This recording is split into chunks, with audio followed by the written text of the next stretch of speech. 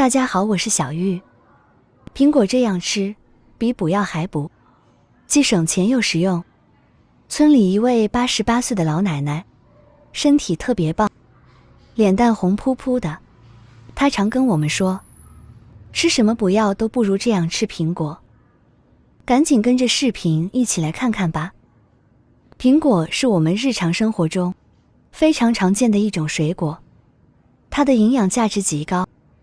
但是很多朋友对它的吃法仅限于生吃苹果，其实再好的食材，只有方法用对了，才能把其中的营养成分充分地发挥出来，被人体所吸收利用。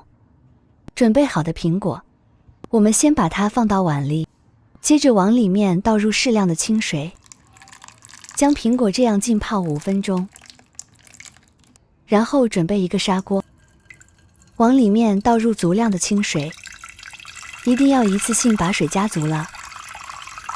接着盖上锅盖，把火打开，将锅里面的水先煮开。这个时候我们的苹果也已经浸泡好了，往上面加入1勺盐，用手将食盐轻轻地搓散。食盐在我们日常生活中是一种常见的调味品，每天炒菜都会用到。除此以外，食盐还可以用来清洗瓜果蔬菜，不仅仅是因为食盐具有杀菌消毒的作用，更是因为我们可以看到它是呈这种细小颗粒的样子。尤其是在清洗一些水果的时候，果商都会在水果的表面打上一层果蜡，我们用食盐来搓洗，就可以将这一层果蜡搓洗下来。搓好之后，我们用水将表面的食盐残留冲洗干净，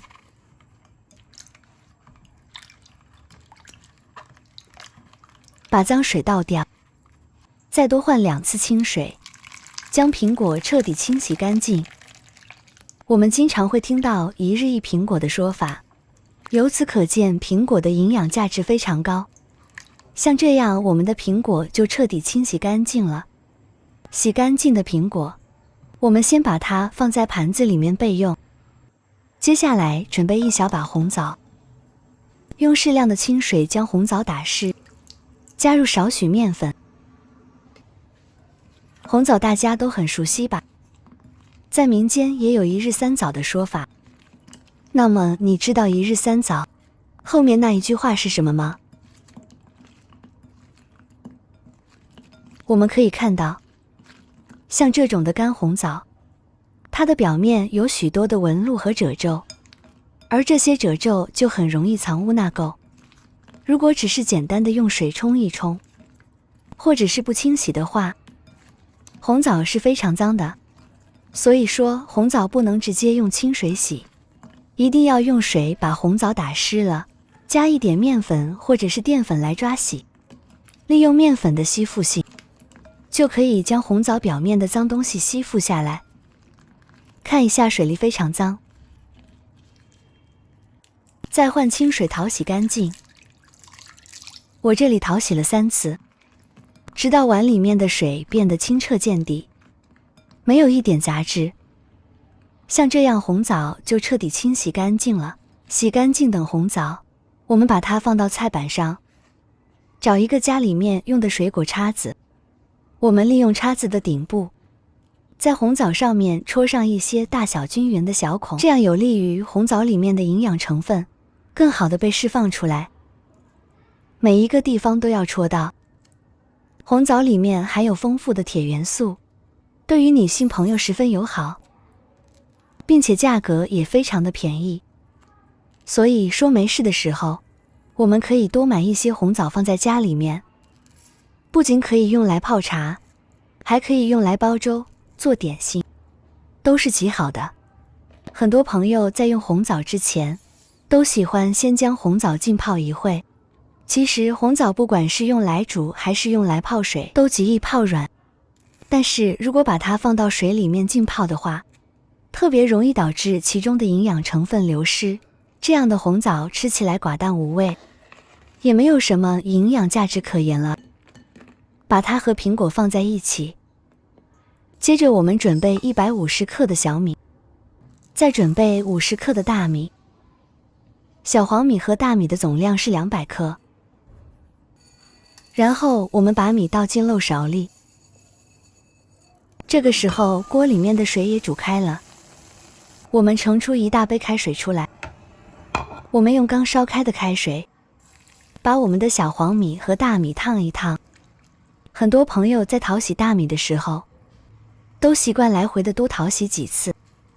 其实我们的大米和小米表面含有大量的营养成分，如果多次的搓洗，就会导致表面的营养成分流失，所以最好的洗法就是直接用开水将它烫一下，洗掉表面的灰尘就可以了。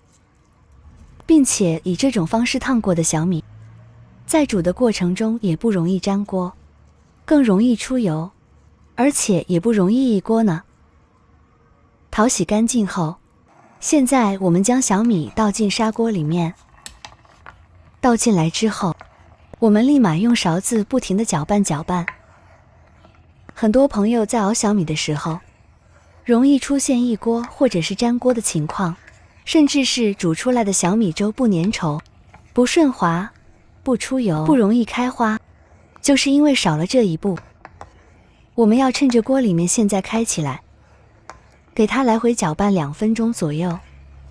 在搅拌的过程中，勺子和小米以及我们的砂锅之间就会产生一个不小的摩擦力，而这个摩擦力就可以促使小米更快速的开花。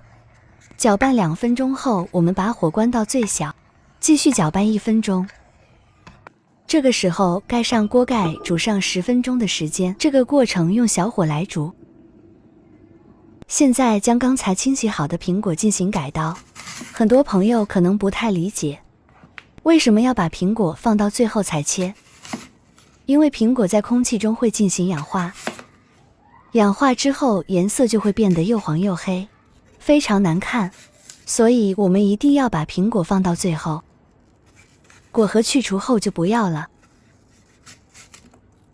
现在我们再把苹果切得小一点的块，然后再改刀把它切成这样的小丁，不要切得太厚，也不要太薄，宽度大概在半公分左右就可以。苹果的热量也非常低，并且含有丰富的膳食纤维，常吃对身体有非常多的好处。全部切好后，把它装入盘中备用。这时候锅里面的粥也已经熬了10分钟了，我们把苹果倒进来，红枣也倒进来，再加入1勺红糖，接着用勺子搅拌搅拌，搅拌30秒钟左右。30秒后，我们看到锅里面又一次开起来了。现在将锅盖盖上，把火转到最小，再熬煮20分钟的时间。时间到，我们把锅盖揭开，哇，真的是太香了！可以看到，我们以这种方式熬出来的小米粥，非常的顺滑浓稠，而且米油也特别的丰富，看起来就很有食欲了。